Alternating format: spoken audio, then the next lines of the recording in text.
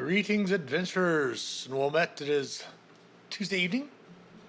Time for some Dungeons and Deliberations from 6 to 7 p.m. Eastern. Master of Dungeons here on the Master of Dungeons Twitch channel, twitch.tv/the Master of Dungeons. Dungeons and Deliberations, we will answer questions and talk about different homebrew stuff, things like that. Hopefully I'll be able to view the chat this evening. For some reason, I'm having an issue with my chat from my OBS going over into the Twitch stream, but we'll find out if that's an issue. Make sure to fix it for tomorrow evening for our Tavern Talks discussion. What I want to do tonight, a few weeks back, before we were off last week because of Gen Con, but a few weeks back we'd worked on doing some different spells, talking about how to create some spells that really can kind of buy test any sort of play testing, just using the things that are already available in 5th edition and just kind of changing a few things around here and there. But we're and then the week before we had worked on, a couple weeks before, we had worked on some different Foundation Pantheon, just whittling down my long list of deities in my campaign world to just a few important ones on the side of good, a few important ones on the side of neutrality, chaos and evil, and of course some non-human deities for the plans to have a Thursday evening live D&D stream for Live Play Game. But we are going to be setting the adventure when the campaign when we start it, hopefully, in this area of my campaign world known as the Stoneshire region. Stoneshire is not really a small village, and it's definitely not a large city. I would say it could be comparable to like Shadowdale or Greyhawk or something like that, and obviously not as big as a Greyhawk, not as small as a Shadowdale, but the central area where a lot of my early adventures, when I first created the campaign world back in the early mid 80s, where I set a lot of my adventures in and around that area. Obviously I've updated it since, used a little bit of Campaign Cartographer 3, and went ahead and kind of created a map a little bit better than the colored pencil and the old pen and old pencil maps that I created back then. So what we're going to do tonight is we're going to go through and start. We'll probably do this maybe a little bit next week as well. I'm not going to refer to any of my old notes and all of my old stuff that I've written in the past. I'm just going to try to remember some of it by memory. Some of it's also going to be making things up as we go. But we're going to start and put together basically a gazetteer of this area, not only for the players but also for us. So when we go to run this campaign, it'll be have some information we can give out to the players as well. I think I have some stuff. Let me see here. I have a few places of interest in the Stoneshire itself, but we'll get to that here in a little while. Once we get to Stoneshire, what we're going to do is we're going to go ahead and create ourselves a handout.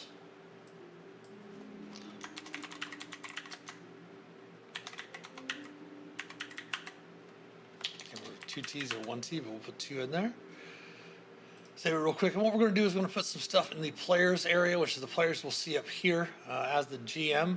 If anyone that has GM responsibilities in the Roll20 room will be able to see the notes down here that we'll put in there. So we'll obviously put a bunch of information up here for the players of just this area, and then we'll put special notes for the GM, for us, down here, so that way we don't have to make an extra handout for this, as it were. So we're going to go ahead and start with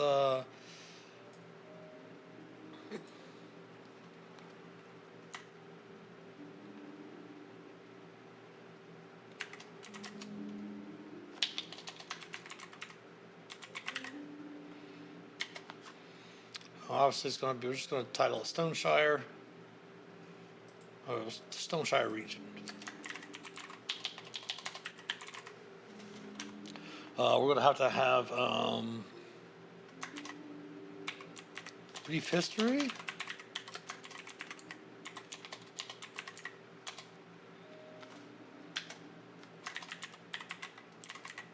have a little bit about the geography, which will include geography and climate, or climate geography. There we go.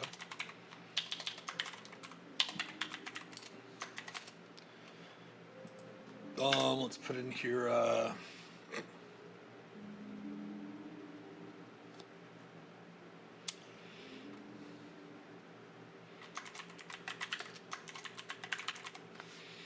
So we're going to have an area of the brief history of the region. We'll have a little bit of the climate and geography of the region. That way the players can get an idea of what the environment is in which they're playing, what the temperature's like, things of that nature. And then we're going to do notable locations.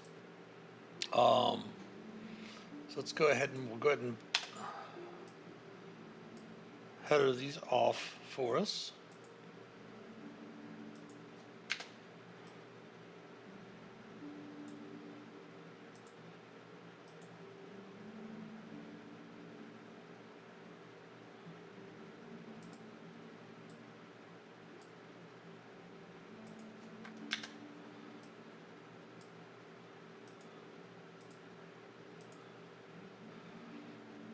So we'll end up putting the history in here, climate and geography and such, and notable locations. So notable locations, we're going to put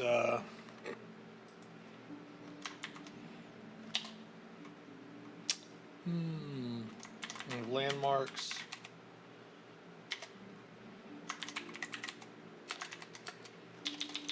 We don't have any really cities in this area, so we're going to go towns and villages.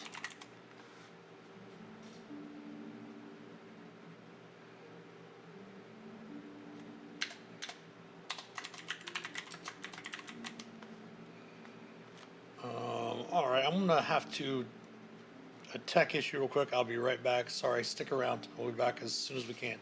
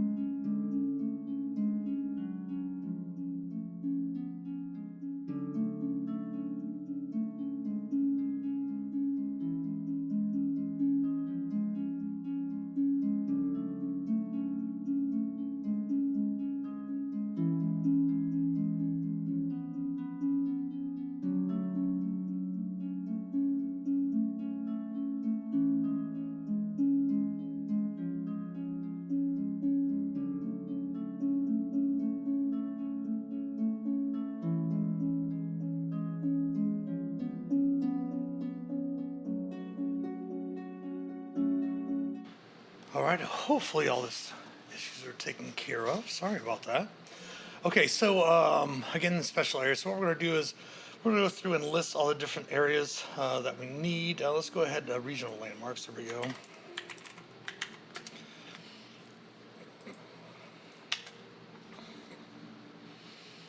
So we're basically going to go with each one of the natural areas, like Vartar Range, the Vartar foothills, the different forests, the lake, etc. So let's just go ahead and put them in there, and we'll go ahead and re-alphabetize them later on. Regional landmarks.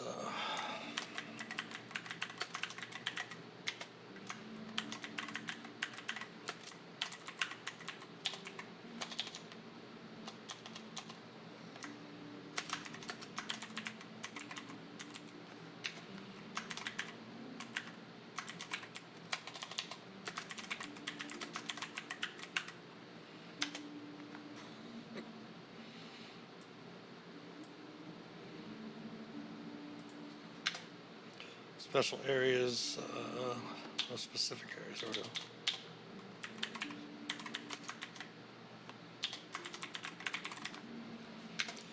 we go. Hermit's Tower.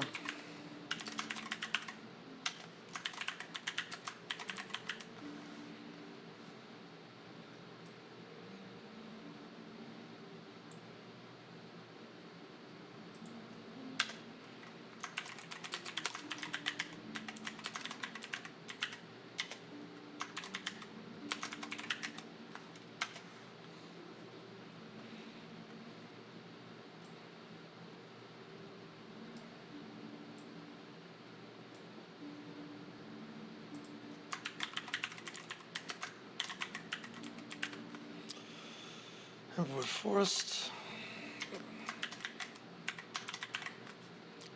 East Marshlands. Eastern Marshlands.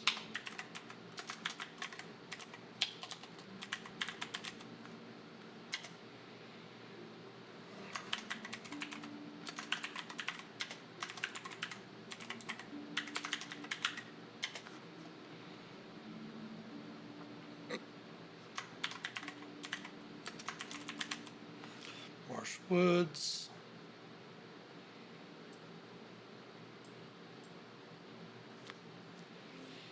Timber Forest.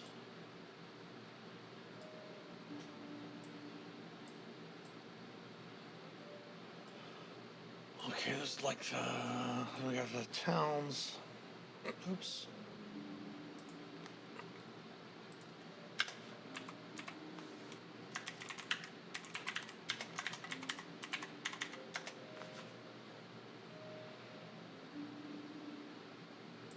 Should probably put the. Make this a little smaller here. Weston Lumber Camp on there as well.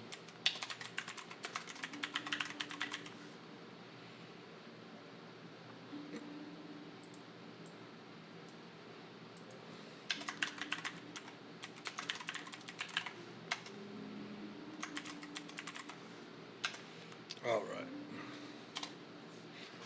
So basically, I think that might be all. Let's go ahead and zoom out a little bit here.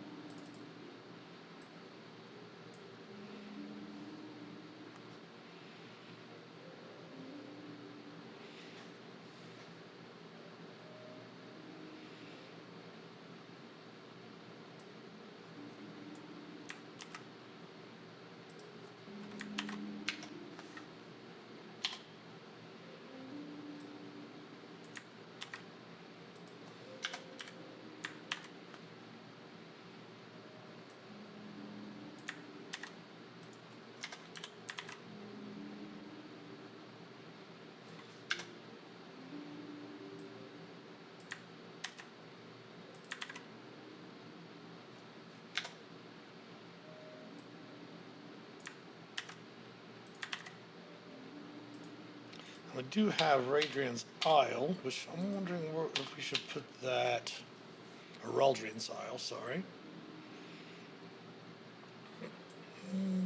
Put the specific locations here.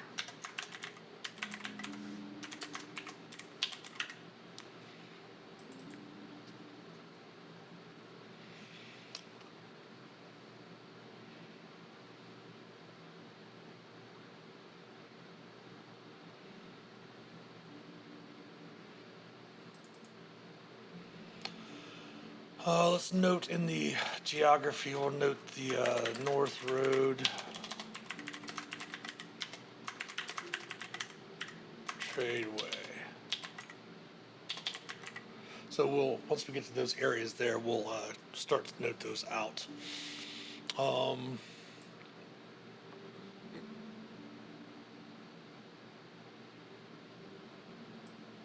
Let's do this, it'll be easier to sort.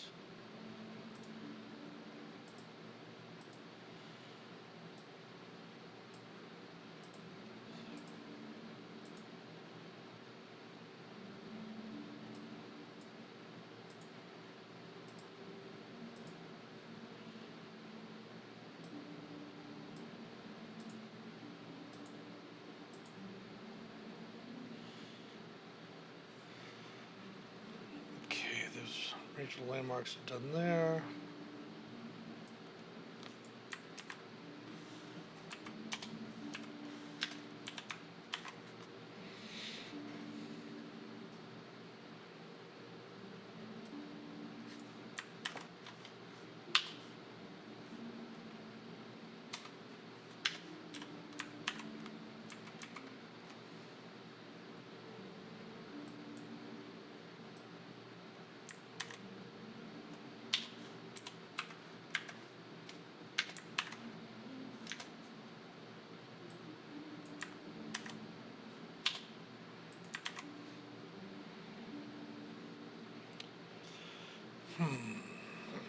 All right, so we got all those alphabetized there.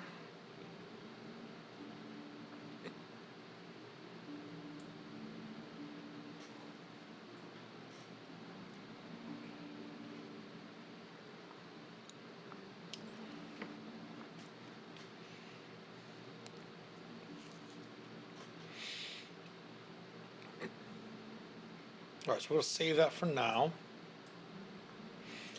So when we go back through to start working on these different areas for handouts for the players, they'll have an area with the kind of a brief description of each one of those different areas of the region.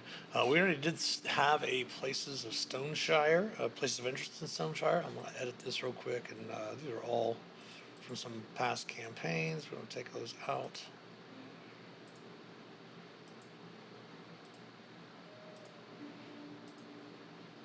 See that. So we do have a few different places in this village, as it were already. We have the Ernan Central Bank and Lender, which the Stoneshire region is actually in the Kingdom of Ernan, specifically in the region of the an area of the kingdom known as the Grand State, which is like the capital region. It is also the home of the Black Dragon Hold, which is a lawful neutral group of mercenaries that's centuries old, called the Black Dragon Mercenaries. They hire out to kingdoms, cities, towns, things like that for different things. They are lawful neutral. In this region also, they are actually the police force in a nearby city known as Jubal's Hold, as the city is contracted with the Black Dragon Mercenaries as a policing unit, basically to serve as the militia and the city watch for the city of Jubal's Hold. Also, something that I have in my campaign world is I kind of did something. This would have been maybe early mid '90s, just when late '80s, early '90s, when action flicks were like the big '80s big blockbuster action flicks, and there was like collateral damage everywhere. I created the Adventurers Guild in my campaign world that all adventuring companies have to join if they legally want to be a adventuring company, mostly so that they are registered with the kingdom, and certain things like collateral damage, things of that nature that adventurers always seem to cause, especially when they're in towns or cities and such, that they can be covered by those and have a chance to, so they won't be sued by private citizens, and that the kingdom will help pay for those types of things.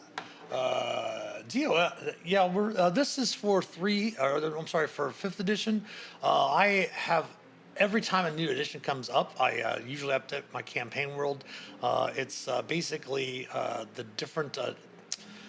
I, I really love the world of Warhammer and all of the Michael Moorcock and Elric of Melniboné books back in the day. I love the concept of chaos versus law, and law doesn't necessarily have to be good. So in my campaign world, every edition has what's called an incursion of chaos. The North Poles and the South Poles of the planet itself, Gaia, have basically are chaos wastes, and there was really not a whole bunch. Wasn't really magic in the world, as it's not a crystal sphere, as it were, from like most D&D lore, where you have crystal spheres in the different areas. It's like actually in a galaxy and like a universe like our own, and the different dimensions and such found the planet, and that's where how magic came to the world. So when chaos erupts into the world every few hundred to a few thousand years, that creates a new age. So basically, this is be after the fifth age, or the fifth incursion, is when this would be taking place, i.e., fifth edition. So like first edition was after the first incursion, which happened thousands of years ago, and all of that. But this is fifth edition right now. Yes, definitely homebrew.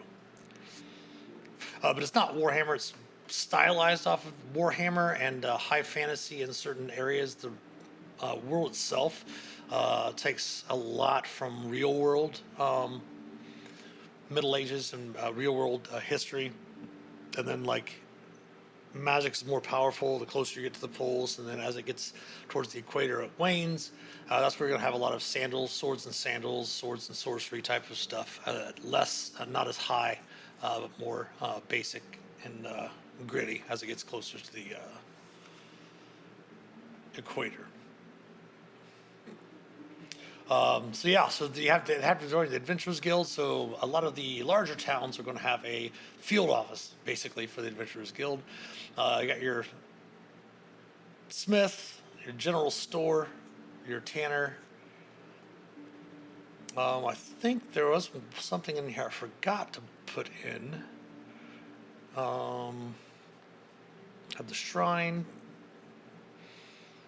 We'll have to change the shrines around a little bit too, because of the pantheon we put in there. See, what do we do for that? We should probably...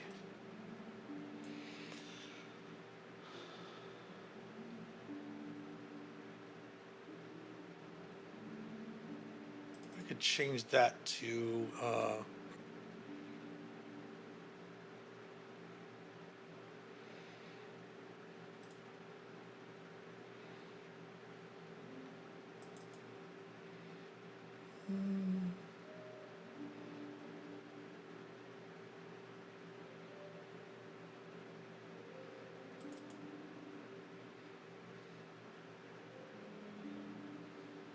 we're just going to leave it where it's at for now. We're going to just leave that as it is. Be something the characters could encounter eventually to kind of expand the rest of the deities. So we have the White Hall, little company of fishmongers.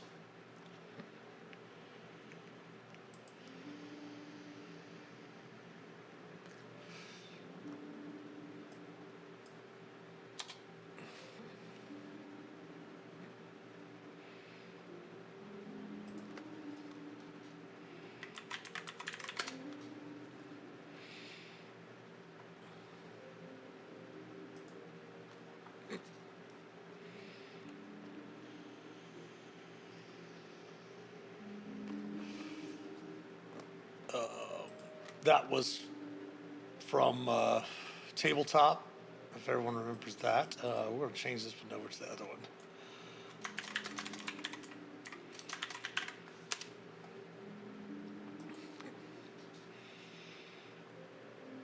The Cutter Socks, the Stonemason Guild Hall, and the Miners Guild Hall. They do mines out here in this area. Ald Hill is the original first settlement that was in this area. As this area, the Imberwood Forest, used to cover most of this area all around this lake. When the first incursion happened centuries, millennia ago, the four founders of the Kingdom of Arnon were five adventurers that basically had come to the aid of the elves of the area, as the elves were, of course, more peaceful, kind of studying magic as it was just really early into the world, and they came through and aided the elves in defeating the incursion of chaos. So they had taken some of the northern areas. The elves granted them some of the areas in the north, and that's kind of how industry and such came to this area. Stoneshire founding up. This was the first area where the humans came. You're an old school guy, first, second edition, big on Greyhawk campaign and homebrew to keep things less clunky, but stay pretty much loyal to the old school play style. Oh yeah, that's not a problem. I definitely get that as well. That's when I started playing. I just celebrated my 40th year of DMing at Gen Con this past week.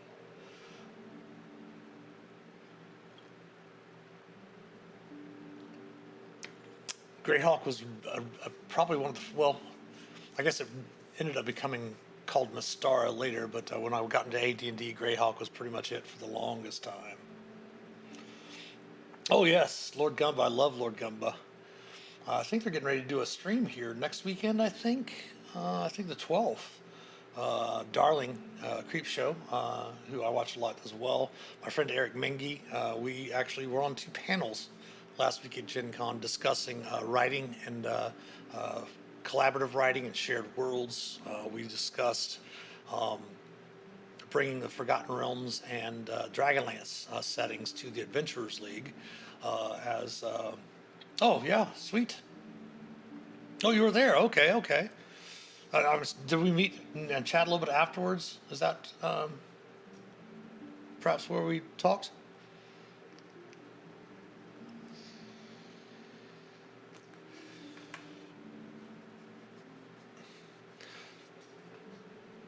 But yeah, the old Greyhawk stuff was really great. I loved the idea of the different kingdoms, the different things like that. I mean, when I was first introduced into fantasy, was like second or third grade with like Tales of King Arthur and The Hobbit and stuff like that.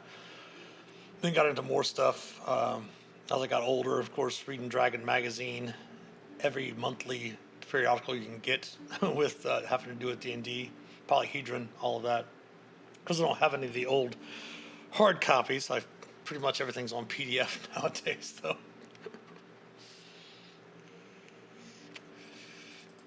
But trying different, looking back at like different medieval towns and cities and how they were arranged, things like that, to get different ideas of different things you can have in your different towns and such like that. For example, let me see if I've got some stuff about Jubal's Hold in here.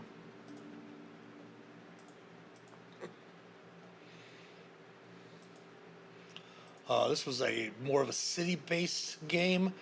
Jubal's Hold, think of it as the size of something like a Greyhawk or a Waterdeep.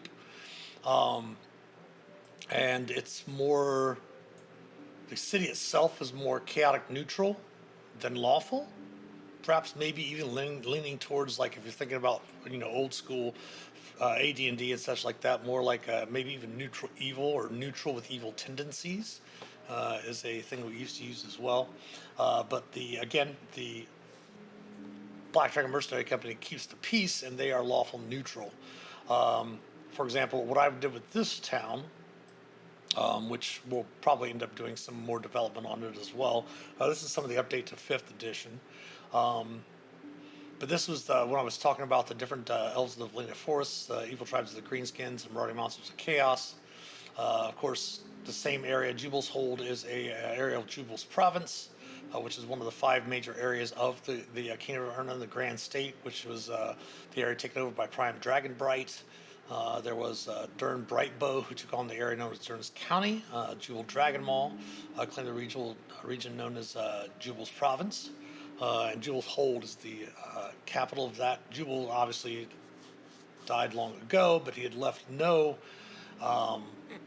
will or any kind of like Alexander the Great, where when he passed, he didn't pass on his kingdom to anyone specific, and the generals all fought over all of his stuff. But in this, actually, the wealthy took over, basically, kind of, from the area, and created a council of trade merchants. So there's not really necessarily nobles, they're just really wealthy people. They might consider themselves like nobles in a way, but this city is actually ruled by the Mongers. It's actually the Council of Nine, but the citizenry call them the Mongers, and it's basically a merchant. It's not really an elected official. They're elected by the other Mongers themselves. If, like, say, for example, the Stonemonger seat becomes vacant, all the rest of the Mongers will vote on the new person that will take over the Stonemonger seat. And of course, each one of them are dedicated to specific parts of the economy, like the Goldmonger, who is like the highest ranking member of the Council of Nine, is like in charge of precious metals, gems, money, finance. And that person's Gaelrin Valhorn. Then, of course, you have the Ritmonger. Yes, very much an inner council, just the ruling council of the town itself, yeah. And I went ahead and said, well, it would be more, obviously more important than the actually, precious money and gems and such, and then like the law, the people that make the laws, the courts, official documents, and printing, of course, kind of control the propaganda, as it were, from the council. And then, of course, your iron and hard metals, weapons and armor for your ironmonger. Obviously, water and plumbing and sewage would be important in a very, very large city of that size. Obviously, food as well. Your meats, hides, leathers, clothiers, animal fats, things like that. Fishing and boats, nets, ropes, etc. And, of course, your costermonger with your fruits, grains, and vegetables and herbs. Then, of course, your stonemonger and woodmonger from the buildings, being a little bit down towards the bottom. So is my PC mostly chaotic or chaotic neutral? My characters or my campaign world?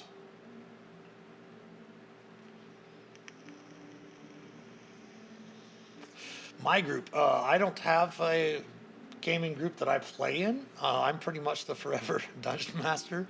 When I do have a chance to play, it just depends on what I play, what we're playing, what campaign we're playing. I'll play anything and everything. Very rarely, I used to when I was younger, play, stick to evil characters and such like that, but as I got older, like I always used to play that brooding ranger that sits in the corner by themselves, and then I got to a certain point where I realized, well, this is no fun for anyone else. I'm not being able to enjoy the rest of the group, and even Strider took his hood off and jumped into the lead in the Lord of the Rings.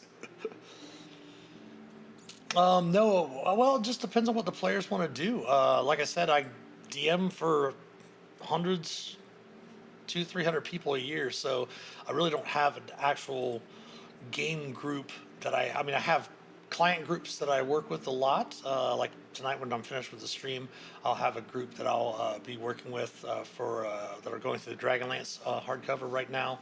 My home group that we get to play every once in a while, all of my college buddies and high school buddies and stuff, they are a bit of a chaotic group of people.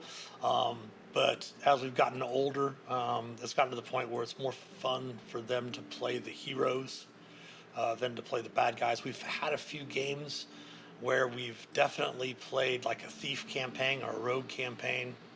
We were talking about actually doing a rogue campaign here soon, but the players were actually wanting to put a twist on it to where they were actually more like Robin Hood type rogues, where they're more like neutral good or chaotic good, to where they're like fighting against the villainy of the whatever kingdom or area that they're in. I actually do have an area of the kingdom of Ernan that Arn One of the five original of the Pinnacle of Light was the name of their adventuring company.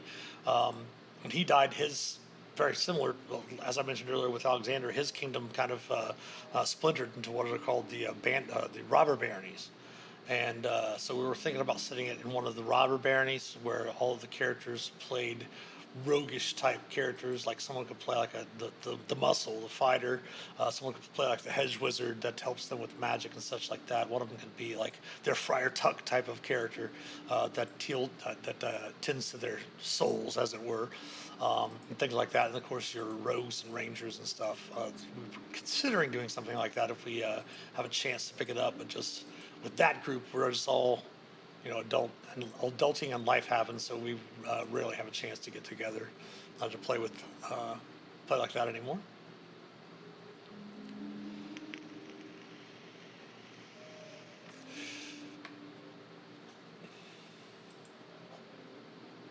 Okay, so let's go back over here. Not the Pantheon. We can close that down. Back to the Gazetteer. Let's go ahead and go with climate and let's go with history here.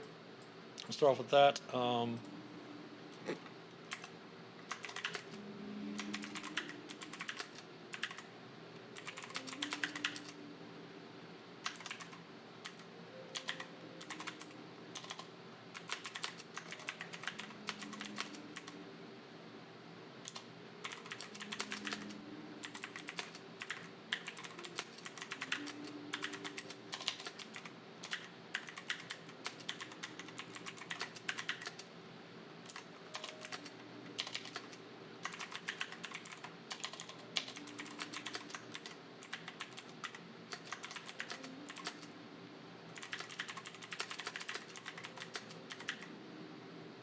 Through streaming these games. Well, actually, this is what I'm working this for. Is work I'm considering. Hopefully, it keeps getting later because I'm still having to finish up, which I'm hoping to do this week and next week is finish up some of my um, Adventures League adventures for Baldwin Games and Wizards of the Coast. We have 4 more to do. I've got to get the plots plotted out and sent off to my co-lead, who is going to go through and put the writer outlines together, the author outlines together to send off to the authors for that. But once I get all of that situated away, I'm actually considering doing a Thursday evening live stream of live play of that's what I'm working up all of this lore for, is to do that. We do have a live game on Sunday evenings from 7 to 10 p.m. Eastern. That is Adventurers League, and we're running through the Keys from the Golden Vault right now.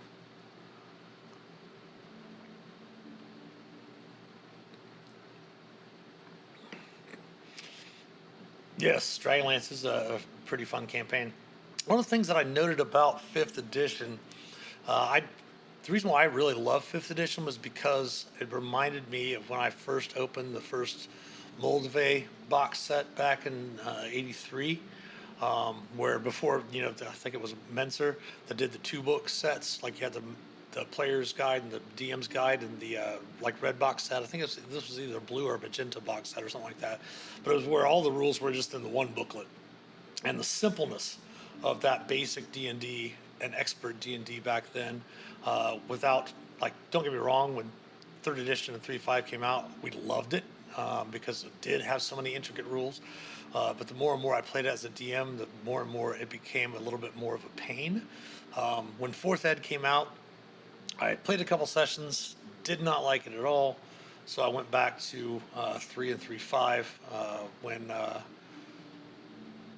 didn't really get into Pathfinder much. We just played because I love playing either My World or Forgotten Realms mostly, and so we just kind of went back to my campaign world and Forgotten Realms. And then when 5th edition came out, I was like, oh, this is amazing. It's got that old nostalgic feel of basic, but it's also a lot simpler in the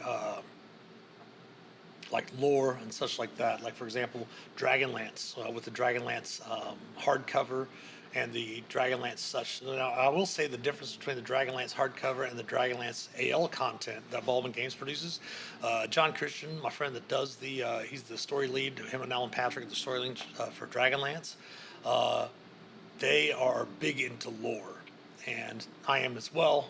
Eric Mengi, obviously, I mean, he's a Moonshade master. He did that we did over 60 4-hour adventures for the Moonshade's Rising Shadows storyline. And one of the things we did was we couldn't create canon, so we would just throw in lore from, first, second, third edition supplements that necessarily weren't the same as the current lore, because obviously we can't. They're not really creating a canon for fifth edition, as they've adopted more to, okay, let's make a hardcover adventure that uses lore but doesn't really change any of the lore, which is one of the reasons why they've never really.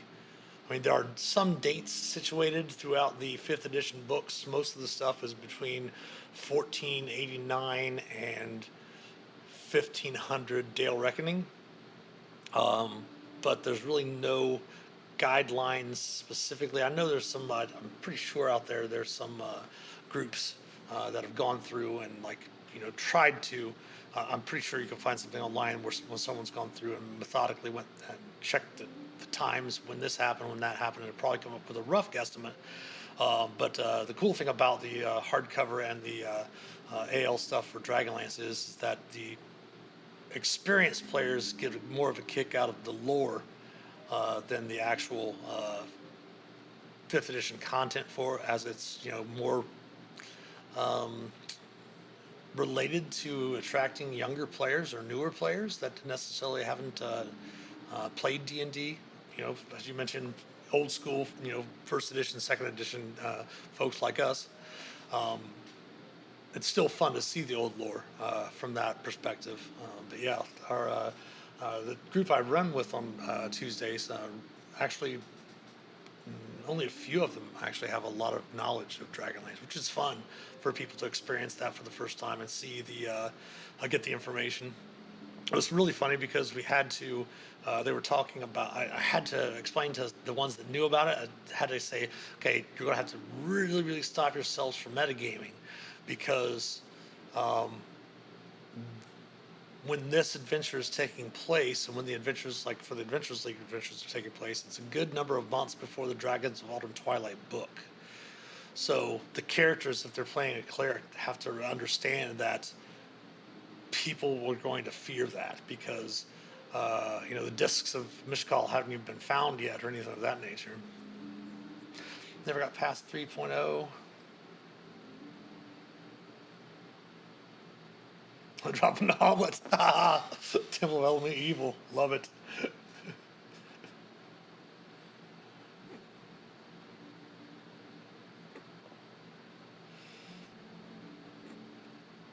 Oh yeah, yeah. That's one of the things that we're doing. Like for the dreams, because I'm being the story lead of the Dreams of Red Wizards. One of the things that I go through and do is make sure to do deep lore dives. I even I even talked with Chris Perkins at Gen Con about, hey, you had mentioned in D&D Direct that you're going to be working on a Red Wizards hardcover. I've already done most of the groundwork for lore and research. He said, well, talk to Chris Tulloch and we'll let you know when we do the call for the hardcovers. I haven't put a group together even for that yet. But yeah, that's one of the things that I do, is to try to go through and put as much lore and much immersion as I can into the adventures, that newer players are going, oh yeah, this is great, I'm getting into it and stuff like that. And then older players are going to be like, oh man, that's a deep dive into the lore, into that area. Like this most recent adventure dealt with the Citadel of Conjurers, which is in Thesk. No, Thesk? I can't remember. I wrote the outline and plot months back. But it's a deep dive into Than history. A lot of the adventures and places and everything that they've gone through in this story arc have a lot to do with Thay, which they've never, in 5th edition at least, never even gone into. So yeah, being able to get back and find that gritty stuff. And yeah, the whole gritty you can die campaigns, I completely dig that and understand that about it. I mean, one of the things that I just recently started playing, which I really have a lot of fun going back to do, because as we mentioned, it's gritty, it gives you that thing, is Dungeon Crawl Classics. I knew Old School Essentials and Dungeon Crawl Classics were out there. I just really haven't had a chance to, or the time to play those. But yeah, the Dungeon Crawler Classics definitely has that same type of feel. Plus, it's using like old Fortitude saves and reflex saves and stuff like that, which is pretty cool. Bringing that back from third edition. And plus, their character sheet looks like an old basic D&D character sheet.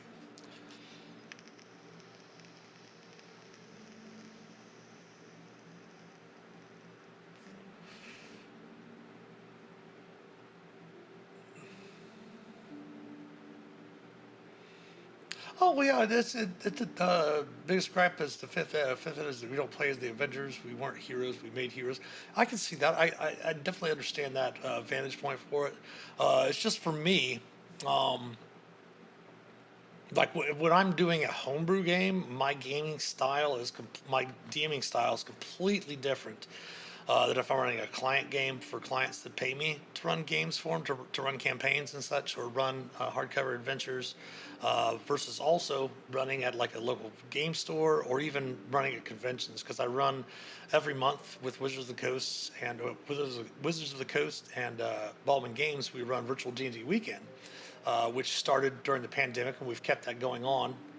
And a lot of the games I'm running are for people that have paid a fairly significant amount of money to play and to explore the current story that of the written adventures. When I'm doing my own homebrew games or my own adventures, either whether it be on the fly or just working from a brief outline or something like that for like a home group or something like that, I have a very very different approach to how the story is. When I'm running games for conventions and things like that, it's really hard to kill off a character like within the first hour, and then there's still 3 hours left of that game to go. So when I approach those types of games, I approach my DMing as the collaborative storytelling game where the characters are already the heroes, because you're playing with so many different players with characters that probably have never played together before. With the portability of the game of organized play, is that I just start with the concept right off the bat that their characters already are heroes. Obviously, with different types of settings and stuff, depending on what the people I'm with, that can easily change. In those settings where the characters, quote unquote, are already heroes, like in conventions or online conventions, things like that, I find the threat of their character dying is a little bit more dramatic, at least their reactions to it. Because if you can, put a couple of characters down in a couple of combats while they're playing, and then it gets really heroic when the rest of the party is able to get them back up and such like that. I find, at least in those settings, as running at conventions and such, gets more of a thrill for the players than actual character death, for those at least. But like I said, homebrew, the character dies. If you can't get the money to get them back, well, make a new character.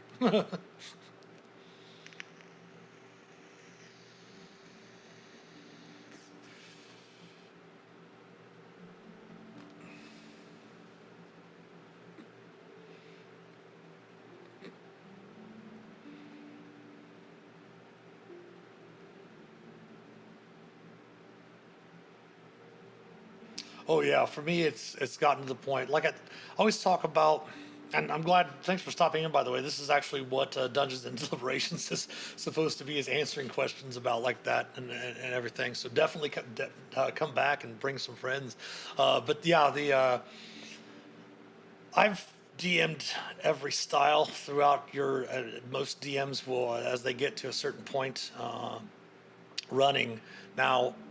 The one thing that I always talk about is that certain, like, you can run D&D for 15, 20 years, but your experiences only and how you grow as a DM only come from the people you play with. So if a person's playing with the same group, like the same 6 or 7 people, and they're the DM, the majority of the time the DM of the group, you're going to kind of get into a specific pattern of how you play because you know the players really well. You know what they like, what they don't like. You know what buttons to push, what buttons to lay off of, things like that. Which is why we had a guy questioning the concept of safety tools, which is completely understandable when you're playing with a group that you know very, very well.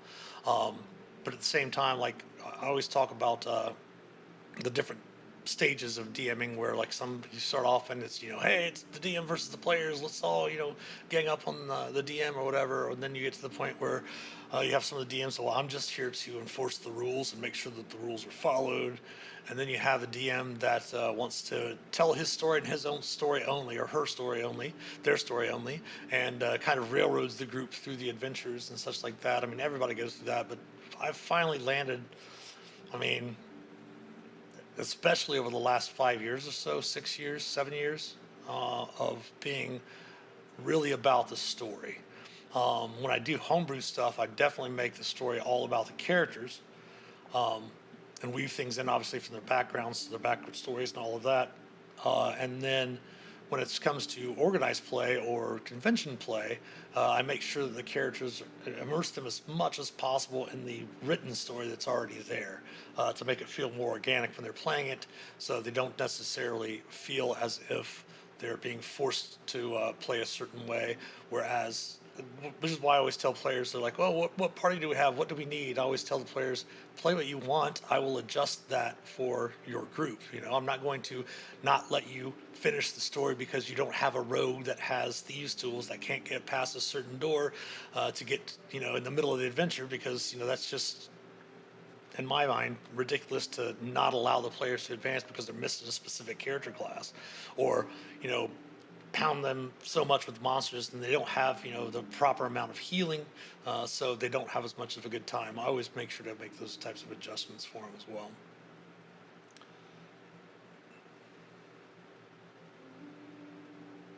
Trying to find a balance tack all the way. There's actually a character, a joke that's in the Wild Beyond the Witchlight of a old clown named Thaco.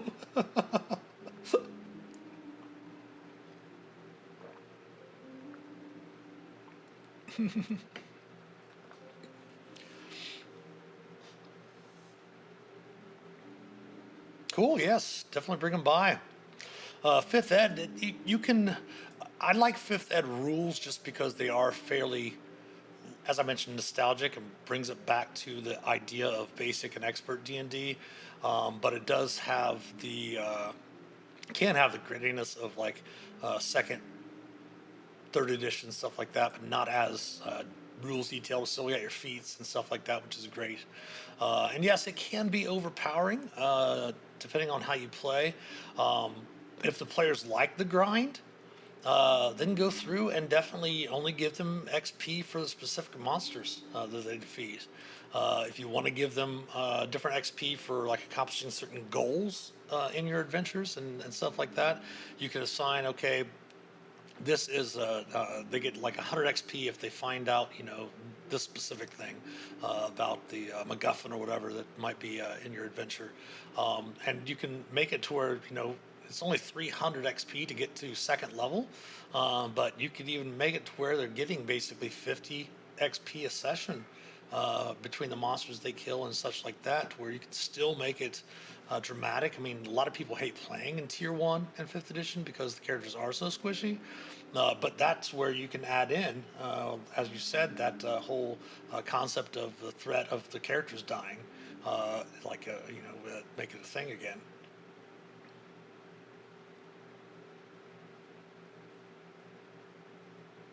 Oh, very cool. Very cool.